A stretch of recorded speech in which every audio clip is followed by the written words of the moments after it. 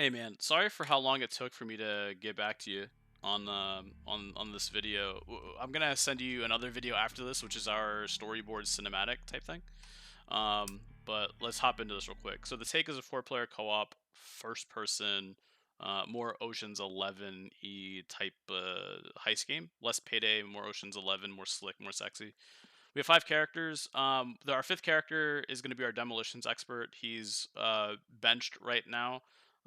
Chaos just went into Unreal for the destructible environments, and we're going to have to dev a bunch of that stuff to make his character be a little bit more powerful with blowing things up. So we're only going to show four characters right now. Let's start with the lockpick. So our warehouse. This is very much a placeholder, temporary hub world type thing. It's a sandbox where you get to practice your stuff. So the lockpick can crack safes. If you spin the mouse wheel, you'll be able to get clicks on the safe. So the idea is you want to crack the safe as much or as fast as humanly possible, type thing. And then you've got lock picking doors and safety deposit boxes as well, in a very like Skyrim-y kind of way, where you just you pop into a rake and pick situation, and then you let yourself in. We've also got some weapons that have recoil and some balancing in it. So we've got the M4 rolling right now. We've got single shot. We've got full auto. So full auto. It's got some recoil rolling in it. We've got particles for blood and particles for wood and whatever.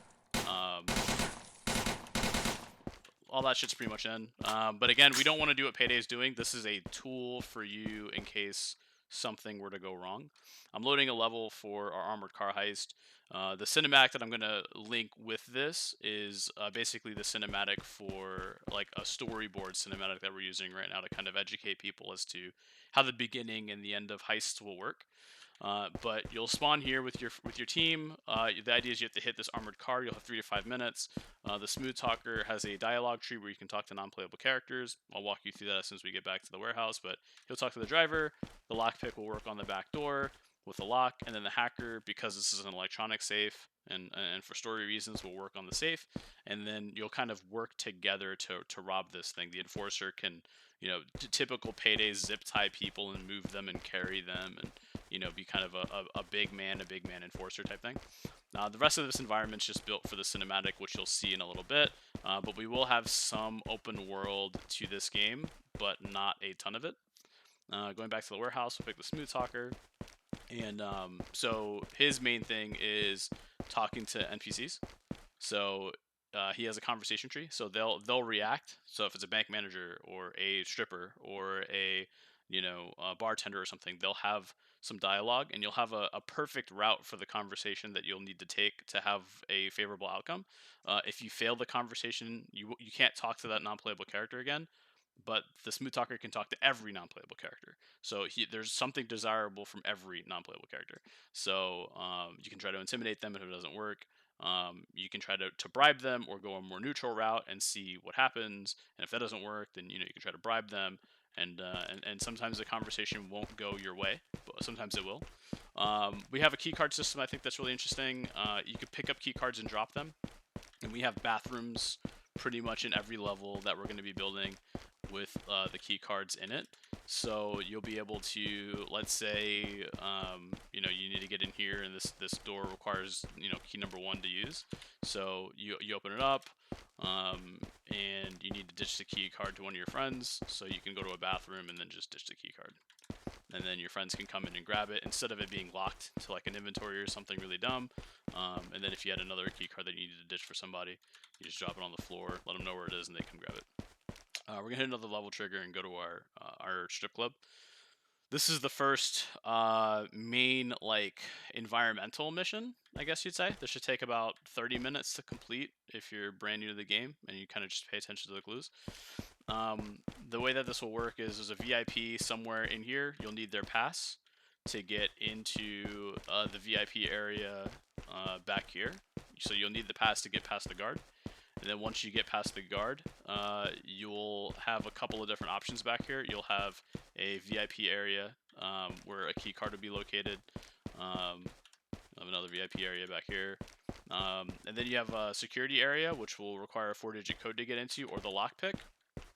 So you'll have a security guard in here that you'll have to deal with. So more likely than not, you'll need an enforcer to be with your hacker or with your lockpick, whoever's opening that door. And then you'll have a secondary location for a security guard as well, which you'll have to deal with. All the security guards will be armed. And you'll have to find a way to either disarm them or disable them, and get to their security terminals. And then you have more offices up here and offices up here that you'll need to get into. There's a safe in the main manager's office that you'll need to crack as the lockpick, but the whole team will be required to get access to that door. And then yeah, then once you have everything, you just leave, and then you're all set. Again, there's bathrooms right here for men and women that you can drop your key cards and stuff inside. So you know we're gonna have a bank that's for cinematic stuff, and then we're gonna have a bank that's playable. So you'll have 3 different missions that you can use in our prototype. The prototype, we're going to be starting our Kickstarter on November 15th. The prototype will be available for everybody for free that donates or that contributes to the Kickstarter in January, probably later January. So that way you have something that you can play and kind of get the experience while we develop the rest of the game. Our core systems are already working, so development on the game just comes down to solid level design and building environments that are interesting. So we have a bunch of environments already, like